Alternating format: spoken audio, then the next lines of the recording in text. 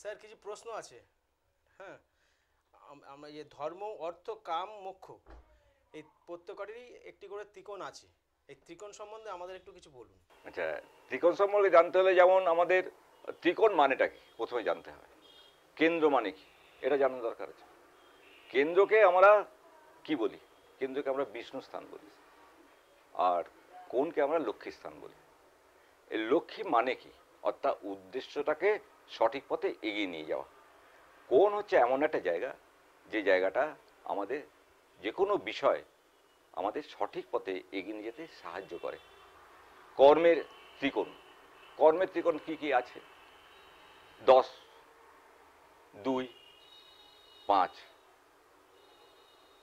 এবং 9। তাহলে 10টাকে কর্ম যদি হয়, তার নবম কোণটা 6,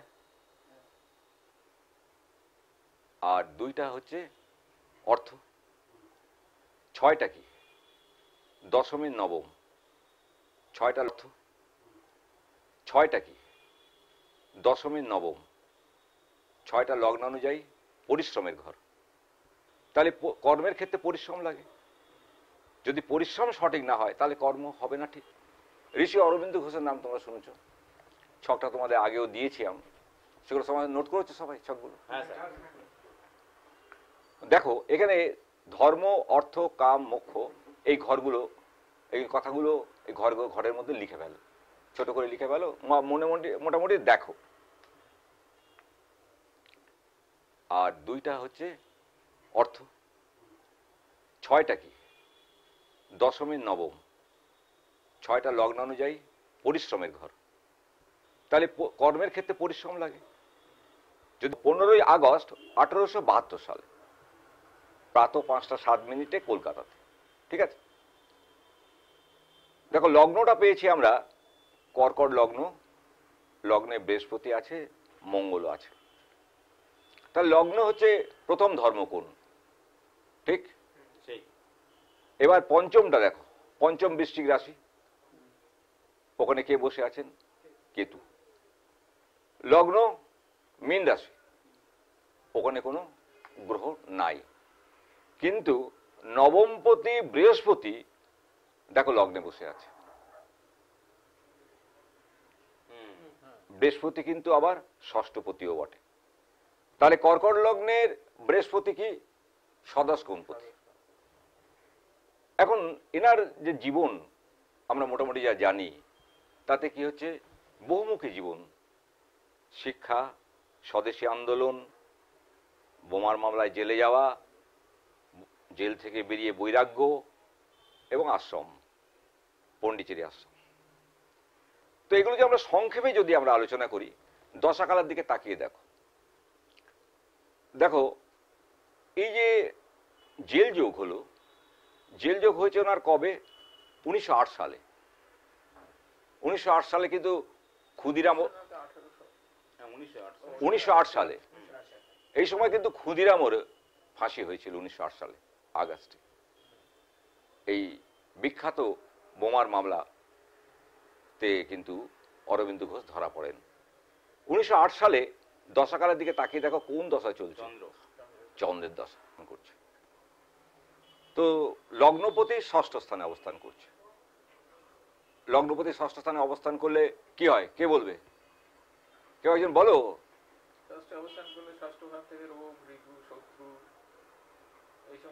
তো এখন তো ঋষি অরবিন্দ তো বোমার মামলায় অ্যারেস্ট হয়েছিলেন, স্বাধীনতা আন্দোলনের, স্বাধীনতা আন্দোলনের অ্যারেস্ট হয়েছিলেন।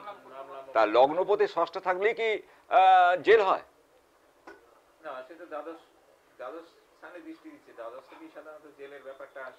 না, জেল যাওয়ার যে সূত্রটা আছে সেটা ভালো করে বোঝার চেষ্টা করো।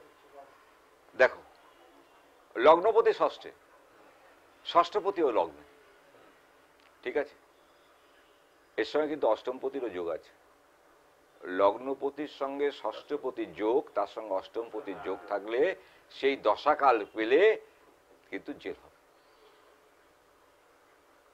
উনি তো স্বাধীনতা সংগ্রামের জন্য লড়েছিলেন, উনি তো আর জঙ্গি নন, জঙ্গি আখ্যা তো ওনাকে দেওয়া যায় না। কিন্তু চন্দ্রের দশায়, লগ্নপতির দশাতেই কিন্তু এটা ঘটনা ঘটেছিল। এবং লগ্নে বৃহস্পতিই ছিল।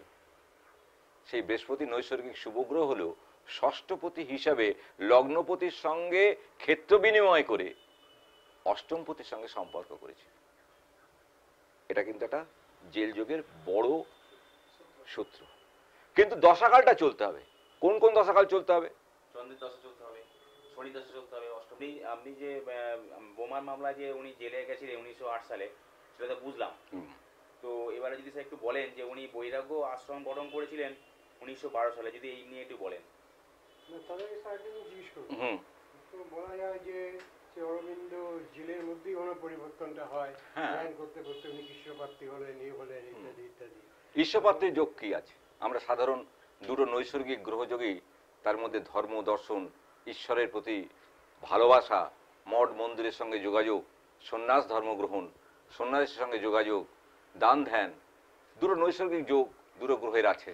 সে দুটো কোথায় আছে? কি শনিচন্দ্রের যোগ রয়েছে, শনিচন্দ্রের যোগ রয়েছে। তাহলে সেই চন্দ্রের দশা চলছে। হ্যাঁ, সেই বোমার মামলা 1908 সাল, চন্দ্রের দশা। বৈরাগ্য আশ্রম গঠনও সেই 1912 সাল, তখনও পর্যন্ত চন্দ্রের দশা চলছে। তাহলে চন্দ্রের সঙ্গে শনি সম্পর্ক হয়ে রয়েছে। এক্স্যাক্টলি, একদম। নবমপতি এখানে বৃহস্পতি রয়েছে, হ্যাঁ বৃহস্পতি রয়েছে, পঞ্চমে কেতু রয়েছে। বৃহস্পতি কেতু যোগ, বৃহস্পতি নবমে নিজের দৃষ্টি দিচ্ছে। এখানে মোক্ষ স্থানে বসে আছে কেতু। একদম মোক্ষ প্রাপ্তি হচ্ছে। একদম একদম মোক্ষ প্রাপ্তির যোগ পরিষ্কার ঝকঝক করছে এখানে। হ্যাঁ, স্ট্রং হয়ে গেছে। তাহলে শনি চন্দ্র কেতু যোগ হয়ে রয়েছে রাশি চক্রে, কেতুর সঙ্গে বৃহস্পতি যোগ হয়ে রয়েছে। তাহলে শনি চন্দ্র কেতু বৃহস্পতি সব যোগ হয়ে গেল। আর দশাকাল এদের মধ্যে একটা পেতে হবে, সে চন্দ্রের দশাকাল। এই কারণেই জেলের মধ্যেই তার ধর্মের প্রতি একটা আগ্রহ জন্মে, ধর্মাচরণ শুরু করেন। এই হচ্ছে মূল বিষয়টা। না, মঙ্গলে কোনো রোল নেই।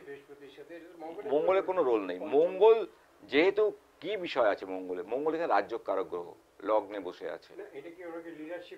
এক্স্যাক্টলি, লিডারশিপের ব্যাপারে যদি বলো, মঙ্গল এখানে, মঙ্গল বৃহস্পতি যোগ, অর্থাৎ গুরু মঙ্গল যোগ। লিডারশিপের ব্যাপারে তুমি ঠিকই বলেছো। হ্যাঁ, তাকে অনেকখানি এগিয়ে নিয়ে গিয়েছিল জীবনের ক্ষেত্রে, অর্থাৎ লিডারশিপের ক্ষেত্রে মূলত বলা যেতে পারে। কারণ দেখো, বোমার মামলায় সে ধরা পড়েছিল, দেশদ্রোহী ইংরেজদের কাছে ছিল, কিন্তু সে তো স্বদেশী আন্দোলনে যোগ দিয়েছিল। তাহলে তার মধ্যে তো একটা রাজযোগ থাকতেই হবে। মঙ্গল এখানে রাজযোগ কারক গ্রহ, লগ্নে বসেছে, নবমপতি বৃহস্পতির সঙ্গে সম্পর্ক করেছে, লগ্ন কেন্দ্রে বসে কোণপতি কেন্দ্রপতির মিলন হয়েছে। আর মঙ্গল এখানে রাজযোগ কারক গ্রহ, রাজযোগের ফল দিয়েছে। মঙ্গল নিচস্থ, নিচস্থ উচ্চস্তর এখানে কোনো প্রশ্নই নেই। এখানে হচ্ছে রাজযোগের ফলটা দিচ্ছে কিনা। আমি তো মঙ্গলের দশা কি পাচ্ছি? মঙ্গলের দশা তো আমি এখানে পাচ্ছি না। মঙ্গলের দশা 1912 সালের পর মঙ্গলের দশা এলো, যখন তিনি মত প্রতিষ্ঠা করলেন। পরিষ্কার ঝকঝক করছে এখানে। হ্যাঁ, স্ট্রং হয়ে গেছে।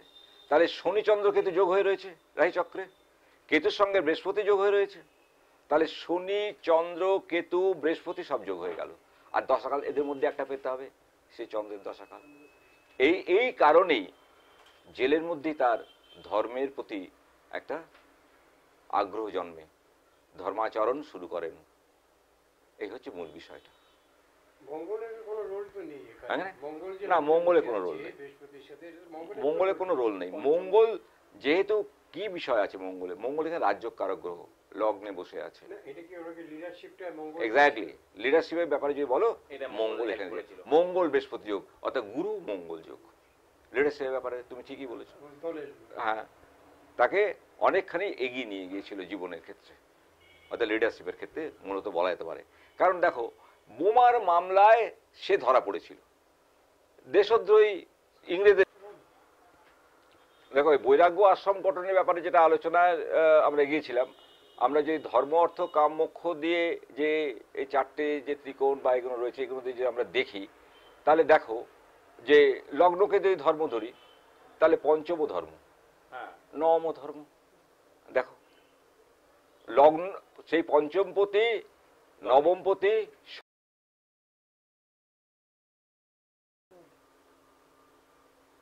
শনি চন্দ্র যোগ, শনি বক্রী হয়ে কেতুর সঙ্গে যোগ করেছে, কেতু রাহু শনি সব যোগ হয়ে গিয়েছে।